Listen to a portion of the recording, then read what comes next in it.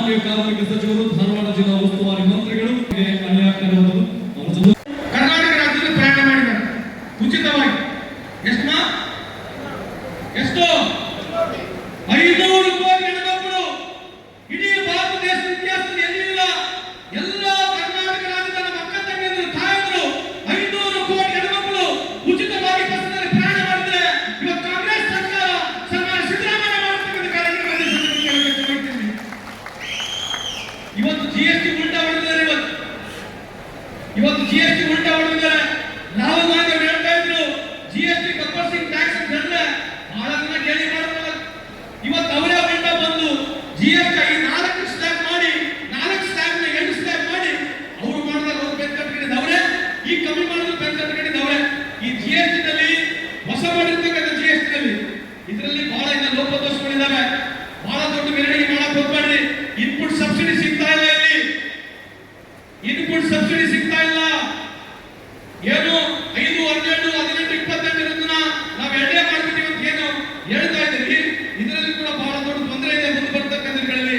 ಅದ್ರ ಬಗ್ಗೆ ನಾವು ಚರ್ಚೆ ಮಾಡೋಣ ಸಂಪೂರ್ಣವಾಗಿ. 2-3 ತಿಂಗಳು ಆಗಲಿ ಇದು ಯಾವ ರೀತಿ ಇಂಪ್ಲಿಮೆಂಟ್ ಆಗುತ್ತೆ, ಯಾವ ರೀತಿಗೆ ಜನಕ್ಕೆ ಅನುಕೂಲ ಆಗುತ್ತೆ ಅಂತ ಮುಂದೆ ಚರ್ಚೆ ಮಾಡೋಣ. ಆದ್ರೆ ನಿಮಗೆ ದಯಮಾಡಿ ಹೇಳ್ತಕ್ಕಂಥದ್ದು, ಮನವಿ ಮಾಡ್ತಕ್ಕಂಥದ್ದು, ನಮ್ಮ ಸರ್ಕಾರದ ಕಾರ್ಯಕ್ರಮಗಳು ಇವತ್ತು 91 ಸೆಕ್ಟರ್ಗಳಿಗೆ, ಸಣ್ಣ ಸಣ್ಣ ಸಮಾಜಗಳಿಗೆ ಗುರುತಿಸಿ ನಾವು ಇವತ್ತು ಸ್ಮಾರ್ಟ್ ಕಾರ್ಡ್ಗಳನ್ನ ಕೊಡ್ತಾ ಇದೀವಿ.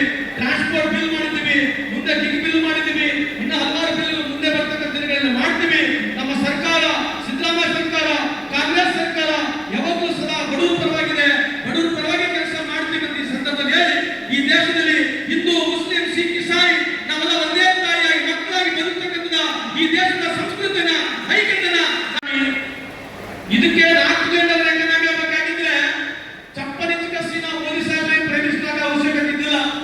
ಯಾವುದೇ ಒಬ್ಬ ಸಾಮಾನ್ಯ ಜನರು ಈ ದೇಶದ ಪ್ರಧಾನಮಂತ್ರಿ ಆಗಿದ್ರೆ ಇದು 4 ಟ್ರಿಲಿಯನ್ ಎಕಾನಮಿ ಯಾಕೆ ಆಗ್ತದೆ? ಯಾಕೆ ಆಗ್ತಾ ಇದೆ ಅಂತಂದ್ರೆ 145 ಕೋಟಿಯ ಜನಸಂಖ್ಯೆಯ ವಹಿವಾಟಿನ 145 ಕೋಟಿ ಜನಸಂಖ್ಯೆಯ ವಹಿವಾಟು ವರ್ಷಕ್ಕೆ ನೀವು ಅಂದಾಜು ಮಾಡಿದ್ರೆ ಅದು 4 ಟ್ರಿಲಿಯನ್ ಡಾಲರ್ ಹೋಗುತ್ತೆ. ಇವರು ಬಿಜೆಪಿ ಬಹಳ ದೊಡ್ಡ ಸಾಧನೆ ಮಾಡ್ತಿದ್ದಾರೆ. ಬಹಳ ನಾವು 4ನೇ ಸ್ಥಾನದಲ್ಲಿ ಪ್ರಪಂಚದಲ್ಲಿ ಅಂತ ಹೇಳ್ತಾ ಇದ್ದಾರೆ. ಅದ್ರ ಬಗ್ಗೆ ಸ್ಪಷ್ಟೀಕರಣ ಮಾಡಲಿಕ್ಕೆ ಇಚ್ಛೆ ಪಡ್ತೀನಿ. ಪತ್ರಿಕಾ ಮಾಧ್ಯಮದಲ್ಲಿ ತಿಳಿದ್ರಿ, ದೇಶದ ಪ್ರಗತಿ ಕೇವಲ ಜಿಡಿಪಿ ಮೇಲೆ ಹೋಗುದಿಲ್ಲ, ಪರ್ ಕ್ಯಾಪಿಟಲ್ ಇನ್ಕಮ್ ಹೋಗುತ್ತೆ. ಅಂದ್ರೆ ವರ್ಷಕ್ಕೆ ಒಬ್ಬ ಮನುಷ್ಯ ಎಷ್ಟು ಆದಾಯವನ್ನು ಪಡಿತಾನೆ, what is is earning per year per annum is more important. Based on that only you will come to know whether this country is progressing or not. You below poverty line ಗೆ ಒಳಗಿದ್ದೀರಾ ಅನ್ನೋದಕ್ಕೆ ನಿಮಗೆ per capital income ಬೇಕು. ಅದಕ್ಕೆ ನಿಮ್ಮನ್ನ ಹೇಳಿಕ್ಕೆ ಇಚ್ಛೆ ಬಯಸ್ತೇನೆ. ಇವತ್ತು ಪರ್ ಕ್ಯಾಪಿಟಲ್ ಇನ್ಕಮ್ ಬರ್ತಕ್ಕಂಥ ಸಂದರ್ಭದಲ್ಲಿ ಇಡೀ ಭಾರತ ದೇಶದಲ್ಲಿ ಕರ್ನಾಟಕ ಮೊದಲನೇ ಸ್ಥಾನದಲ್ಲಿದೆ. 2,02,000 ರೂಪಾಯಿ ವರ್ಷಕ್ಕೆ ಕರ್ನಾಟಕ ರಾಜ್ಯದಲ್ಲಿ 2,02,000 ರೂಪಾಯಿ ಪರ್ ಕ್ಯಾಪಿಟಲ್ ಇನ್ಕಮ್ ಇದ್ರೆ, ಬಿಹಾರ್ ಯಾವ ನರೇಂದ್ರ ಮೋದಿ ಸಾಹೇಬರು ಹೋಗಿ 50,000 ಕರೋಡ್ 70,000 ಕರೋಡ್ 80 1,00,000 1,30,000 ಬೋರಿ ಕರೋ ಅಂತ ಹೇಳಿ ಆಕ್ಷನ್ ಮಾಡಿಬಿಟ್ರು.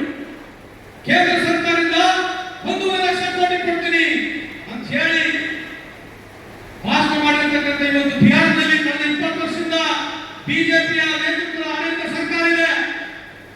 ಇವತ್ತು ಬಿಜೆಪಿಯ ಆಡಳಿತ ಇರ್ತಕ್ಕಂಥ ಬಿಹಾರದಲ್ಲಿ 43,000 ರೂಪಾಯಿ ವರ್ಷ. ಇದು ಮೂಲ ಯಾವ ಮಾಧ್ಯಮದಲ್ಲೂ ಬಿಜೆಪಿ ಪ್ರಶ್ನೆ ಕೇಳಿದ್ರೆ ಕೇಂದ್ರದಲ್ಲಿದೆ, ನಮ್ಮ ರಾಜ್ಯದಲ್ಲಿ ಪರವಾಗಿಲ್ಲ. ಕೇಂದ್ರದಲ್ಲಿರ್ತಕ್ಕಂಥ ಎಲ್ಲಾ ಜನರು ಯಾವ ವಿಷಯನ ಕೇಳಿದಿಲ್ಲ. ಯಾಕೆ ಇದನ್ನ ಪ್ರಸ್ತಾವನೆ ಅಂತಂದ್ರೆ, ಉದಾಹರಣೆಗೆ ನಮ್ಮದು 100,000 ರೂಪಾಯಿ